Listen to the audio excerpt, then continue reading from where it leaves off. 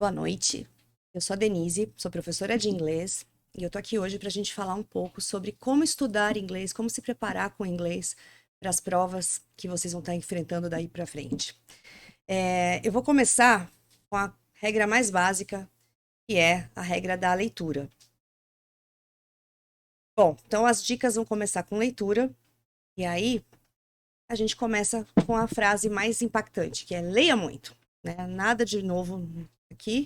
Todo mundo sabe que ler é geralmente a melhor fonte da gente obter conhecimento, da gente aumentar repertório e tudo mais. E aí, para essa situação específica, como não é um curso de língua inglesa, mas sim um curso voltado para a gente lidar com a língua inglesa, com os textos em língua inglesa e com trabalhar, lidar com a compreensão desses textos em língua inglesa, a gente tem que escolher uma variedade de tipos de textos.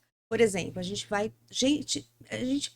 dá opção não, a gente dá preferência por textos que sejam autênticos. O que são textos autênticos? São textos que estão nos jornais, nos blogs, nos sites de jornais, nos posts de Twitter, nas tirinhas que aparecem também em jornais, sejam eles eletrônicos ou físicos. Esses são os tipos de textos que a gente vai encontrar na maioria dos testes, das provas que a gente tem que enfrentar, para a gente poder fazer esse exercício de compreensão de texto, né? Geralmente a gente vai se deparar exatamente com esse tipo de situação. Um texto autêntico, retirado de algum veículo, e que a gente tem, ou seja, a linguagem sendo usada na forma mais natural, e a gente tem que lidar com a interpretação daquilo.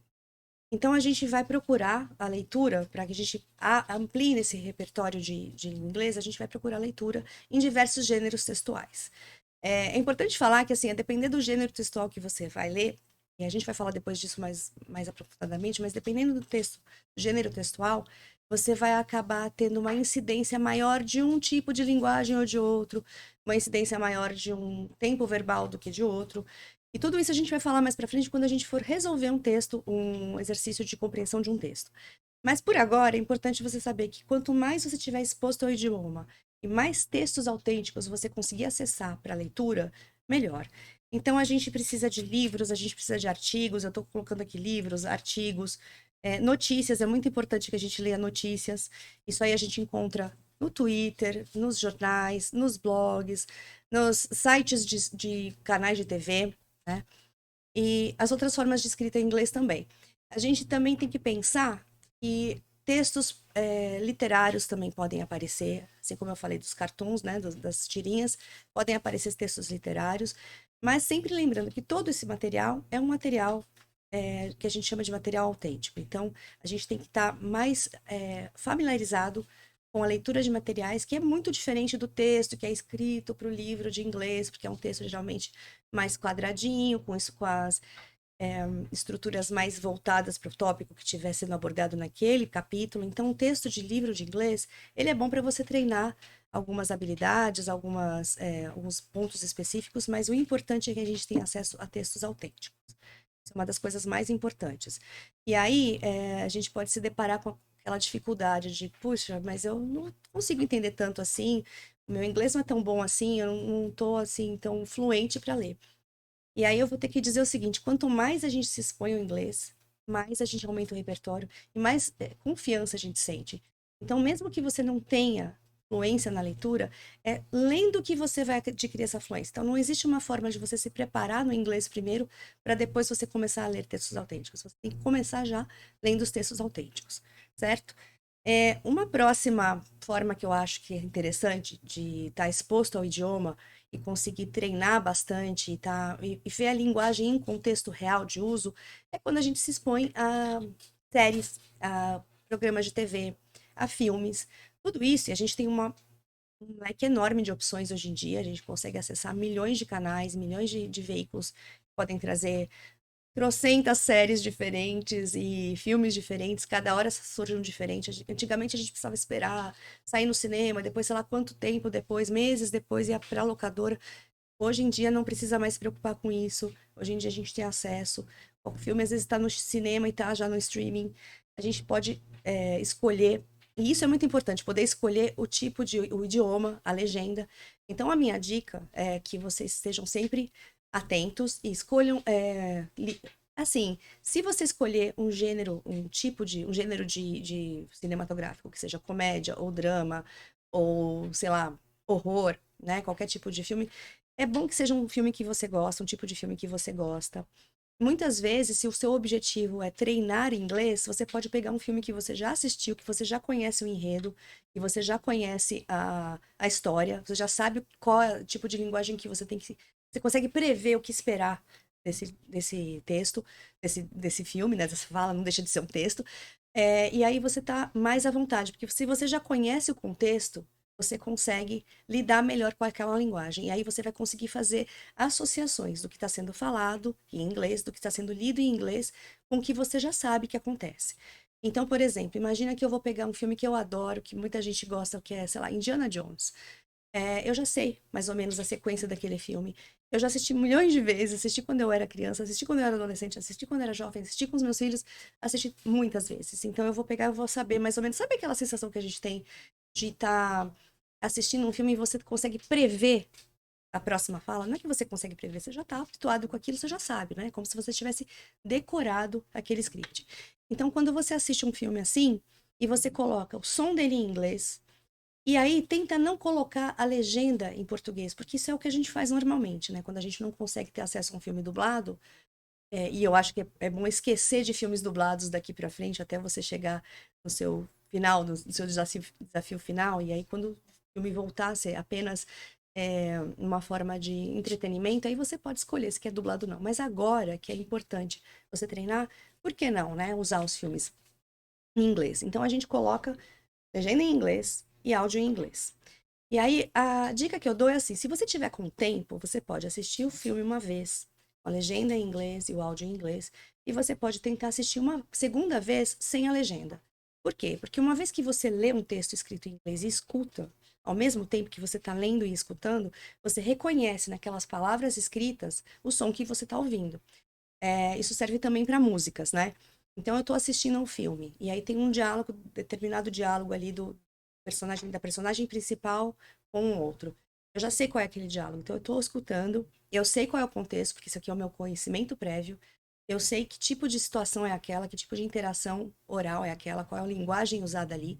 E aí eu estou lendo esse texto também. Então eu reconheço as palavras faladas, escritas ali. E aí numa segunda vez, se você for assistir de novo sem a legenda, fica muito mais fácil de você reconhecer aquilo que você falou. E aí acontece um milagre que eu chamo de desendurecer o ouvido, que é você conseguir reparar que você já escuta as palavras e você já reconhece como se você formasse uma imagem mental daquela palavra. É como se quando você compra um carro branco e você começa a ver muitos carros brancos na rua. Você começa a aprender uma palavra nova, você começa a ouvir mais aquela palavra nos diálogos. Então, essa coisa de assistir primeiro com a legenda e depois assistir de novo sem a legenda é muito bom para treinar, especialmente a escuta, e é muito bom para você ir se acostumando com o ritmo, com a entonação da língua. Porque o ritmo e a entonação da língua são coisas muito importantes e que cada língua tem o seu, certo? Então eu acho que assim, filmes, séries, né? Geralmente a gente gosta, hoje em dia a gente tá gostando mais de assistir séries, né? Você pode escolher fazer isso com um episódio ou não. De repente você está assistindo uma série que tem episódios curtos, você pode usar um dia, bom, hoje eu vou assistir com o objetivo de estudar. Mas se for possível colocar esse hábito na vida de assistir as séries sempre com no idioma inglês, com legenda e sem legenda depois, é muito importante. Isso também vale para música, né? Mas, e nessas situações de séries e filmes, de novo, é um material autêntico, uma interação na linguagem, no contexto real. Não é nada, apesar de ser uma coisa ensaiada, é um filme, claro, é artificial de certa forma mas está retratando uma situação real da vida. Então você vai se deparar com a linguagem sendo usada da forma mais real possível. Então você vai ter expressões idiomáticas, você vai ter gírias, você vai ter a entonação, justamente como eu falei, a entonação da língua, aquele ritmo que a língua tem, bem claro ali. Você vai estar exposto a diferentes sotaques, a diferentes expressões idiomáticas. Então é nada mais importante do que você estar exposto à língua na sua forma mais real, certo? E aí, bom, a gente falou aqui das expressões novas, né? A gente tem também o contexto e tudo mais. E é isso. Agora, como que eu posso utilizar outros tipos de ferramentas para eu conseguir ampliar meu repertório e estudar mais. Tem muitos aplicativos hoje em dia que a gente pode usar para a gente treinar a linguagem. Tem um aplicativo super famoso, tem uma corujinha que é o Mascote, que é um excelente aplicativo para você treinar estruturas de forma muito simples. Então, são aplicativos que vão te trazer exemplos de estruturas e você vai ali treinando uso de verbos, uso de adjetivos, uso de advérbios, desculpa. E aí você consegue ir ampliando o seu repertório linguístico. Então, não só o seu repertório de gênero textual autêntico, não o seu repertório de uso da língua em situações reais, como também o seu repertório linguístico, aquela coisa mais fechadinha de regra e tudo mais. Então, acho que os aplicativos são a melhor forma. Acho mais interessante que você tenha mais tempo de prática num aplicativo do que você sentar e fazer uma lista de 50 exercícios num livro de gramática, né? Então, agora que a gente tem acesso a essas coisas, é importante que a gente consiga usar, porque estão aí disponíveis, é porque a gente tem que fazer uso disso, porque elas só trazem benefícios. Então, os aplicativos, dicionários, especialmente dicionário online. É muito difícil encontrar alguém hoje em dia que tenha um dicionário lá, aquele livro enorme em casa, que você vai lá, abre, procura. Se você tiver, ótimo também. Mas o dicionário online, ele tem tudo que tem no dicionário físico e mais um pouco. O que eu acho muito bacana de um dicionário online? Vamos supor que você está lá assistindo um filme. E aí a personagem falou uma palavra que você achou super interessante e você foi lá e anotou. Ah, isso é uma coisa importante de falar. Você pode fazer anotações, tanto na hora que você está lendo o texto autêntico, quanto na hora que você está fazendo um uso assistindo uma série ou um filme com o objetivo de estudar. Aí você pode ter um caderninho ali e ir anotando. Então vamos supor que você anotou uma expressão que você gostou muito. E você fala, bom, eu entendi mais ou menos o que quer dizer, mas eu queria saber exatamente o significado disso. Pode correr lá no dicionário, você abre o dicionário, digita lá a palavra, clica na lupinha, geralmente é uma lupa, e vai aparecer ali. Quais são as informações que vêm para você no dicionário? Vem a palavra, na frente vai vir uma sigla que vai dizer para você qual é a classe, a qual classe essa palavra pertence, se ela é um substantivo, se ela é um verbo, se ela é um advérbio, se é um substantivo, se é feminino, se é masculino, se tem plural, se não tem plural. Então tem todas as informações ali sobre qual é a natureza semântica dessa palavra. Além disso, você vai ter ali exemplos, então tem a palavra, né, que é o verbete que a gente chama, qual é a classificação semântica dela. E aí a gente tem o significado descrito ali e alguns exemplos. Geralmente, nos dicionários online, eles têm informações a mais, muito mais do que nos dicionários físicos. Os dicionários físicos, alguns têm, outros não. Geralmente, os dicionários que são de bolso não têm essas informações, mas os maiores até têm. Só que no dicionário online, a gente tem uma infinidade enorme de possibilidades de trato ali com os significados das coisas. Então, não tem limites, né? Então a gente pode encontrar ali o verbete, o significado dele, exemplos, e aí tem hiperlinks. Você vai lá e clica, por exemplo, na palavra, ele vai abrir uma coisa chamada thesaurus, que a gente pode chamar de tesauros, que é um dicionário que ele vai te mostrar sinônimos e antônimos daquele verbete. Ele vai te mostrar expressões idiomáticas inúmeras daquele verbete, com significados e exemplos de uso. Ele pode te dar informações sobre qual é a incidência do uso daquele verbete num determinado tipo de texto. Então, quando você usa um dicionário online, você não tem só acesso ao significado. Você também tem acesso a diversas formas de uso desse verbete e você consegue ampliar, como eu estou falando disso até desde o começo, ampliar o seu repertório na medida em que você conhece uma nova classe de palavras, ou uma palavra, ou uma expressão, e você consegue associar ela a diferentes contextos, a diferentes significados, e é só assim, nesse processo de procura, de ver o exercício não, o exemplo, ver os sinônimos, ver o antônimo, que você começa a sedimentar esse conhecimento dentro de você. Então, pode parecer um trabalho muito longo, de muitas etapas, escutar, anotar, procurar no dicionário, mas na verdade no dia a dia isso acaba sendo muito automático, e a gente acaba fazendo as coisas quase que automaticamente. Às vezes você tá ouvindo uma música e fala, putz, essa música aqui tem a palavra X que eu ouvi tal dia. Se der tempo, anota. Se não der, chega em casa, procura. Às vezes as coisas vão voltando naturalmente, né? A gente vai sendo exposto ao idioma ao longo do dia e as coisas vão voltando na hora que a gente senta pra estudar. E eu acho muito importante que a gente faça o uso dessas ferramentas todas que estão ao nosso dispor, certo? Bom, para finalizar essa listinha de dicas, é muito importante, eu vou repetir uma coisa que eu já falei aqui em todos os pontos, é a gente sempre estar exposto à língua no contexto real de uso dela. Porque é no contexto real de uso que a gente vai ver a língua sendo usada de forma natural por falantes, né? Especialmente quando a gente está tendo acesso a materiais de falantes nativos. A gente está usando, a gente está vendo como aquelas frases, aquele tipo de linguagem, aquela situação toda se encaixa numa determinada interação social. E a partir do momento em que a gente percebe a língua ali sendo usada numa situação social, de interação social real, a gente consegue associar ela àquele tipo de interação. E a partir do momento que eu associo aquela linguagem àquele tipo de interação, eu aprendo, eu adquiro, é como se eu tivesse me, me apropriando daquele significado. Então, se eu vejo uma frase, vamos supor que a gente abre um livro de inglês, de um curso de inglês, e eu tenho lá uma lista de adjetivos. Tem lá um monte de adjetivos que eu posso usar, que são palavras que eu uso para descrever substantivos, dão características, dão qualidades. Vamos supor que eu vá sentar para estudar aquilo. Claro, tem o seu valor a gente sentar e fazer esse estudo mais, né, mais mecânico, digamos assim. Mas quando você está disposto a se expor à linguagem no contexto real, né, na situação de uso real, você vai ver que aquela linguagem está ali e você vai conseguir é, relacionar ela com outras situações na sua vida. E isso, de fato, é o que a gente chama de se apropriar de uma língua. A gente só se apropria de uma língua no momento em que a gente entende a sua função social. No momento em que a gente entende a sua função social, a gente está pronto para reutilizar essa linguagem em outras situações que a gente viva dentro daquele contexto social, dentro daquela cultura.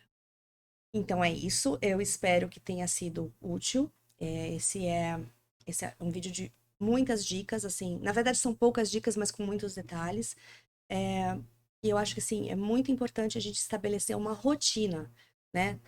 Desses tipos de usos. Então, para isso, para que a gente consiga estabelecer essa rotina, eu acho importante a gente, depois de elencar todas essas dicas, a gente conseguir estabelecer um hábito, criar um hábito de estudo. E aí a gente vai poder usar um caderno, a gente vai poder usar um bloco de notas, a gente pode usar um bloco de notas no celular, eu posso abrir um arquivo no meu computador e ficar ali juntando. Eu posso começar a salvar uma série de materiais em PDF que eu encontro em diversos sites aí gratuitos para poder estudar. Existem muitos. Então, se eu criar esse hábito de estudo, um lugar onde eu posso fazer registros, e um lugar onde eu posso estudar a parte, vamos dizer assim, estrutural da língua, eu juntando essas duas coisas, tudo que eu dei a dica para vocês fazerem antes, né, das séries, dos filmes, da música, do texto, tudo isso, começa a se encaixar no lugar certo. Então, eu acho que criar o hábito de estudo é uma coisa muito importante. A gente sabe que são muitas matérias, são muitas coisas importantes para se ligar, mas o inglês, a gente tem que pensar que o inglês, ele está na nossa vida porque ele é um segundo idioma muito usado, é a língua mais usada, é a língua que é usada para todas as interações sociais e de pessoas que não falam inglês como primeira língua, né? Então, qualquer pessoa no mundo afora, se você não conseguir se comunicar com ela na língua materna dela ou na sua, você vai conseguir uma coisa ou outra em inglês. E aí a gente sabe que tendo acesso a essa língua, tendo acesso à forma de lidar com essa língua, mesmo que eu não seja fluente, mesmo que eu não seja exatamente a pessoa que está no nível mais avançado, mas se eu estou ali caminhando, estou o tempo todo alimentando o meu repertório com a linguagem, eu tenho acesso a um código, porque as línguas são códigos, a um código que me dá acesso, ela me abre portas para uma infinidade de possibilidades de interação social, de uma infinidade de novos conhecimentos que eu posso adquirir. E aí, bom, céu é o limite. Então é isso, espero que vocês levem em consideração todas essas dicas e aproveitem e até a próxima.